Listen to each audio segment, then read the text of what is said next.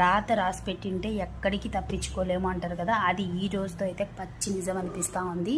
నిజంగా దాన్ని అయితే నమ్మాలనిపిస్తూ ఉంది. చూడండి, లేకపోతే ఎక్కడికో లండన్ వెళ్ళే ఫ్లైట్ ఏంది, ఎక్కడో భోజనం చేసే వాళ్ళ దగ్గర పడ్డం ఏంది, అక్కడ అంతమంది చనిపోవడం ఏంది. చూడండి రాత ఎలా ఉందో. నిజంగా నాకైతే ఆశ్చర్యంగా అనిపిస్తూ ఉంది. అసలు ఫ్యూచర్లో రాబోయే డాక్టర్స్ అనమాట వాళ్ళంతా కూడా.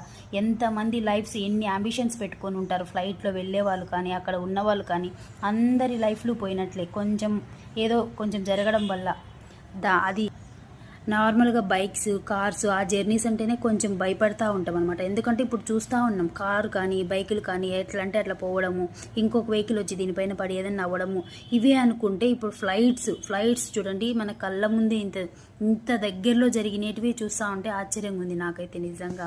ఫ్లైట్ జర్నీస్ అంటే చాలామంది అంతగా ఏం భయం ఉండదు అనమాట, ఎందుకంటే ఎప్పుడో చాలా తక్కువ అవి అవ్వడము. కానీ అవి అయ్యాయంటే ఇంత డేంజరా అనిపిస్తూ ఉంది. స్పాట్ డెడ్, అందరూ ఇంతమంది ఒకేసారి పోతారు.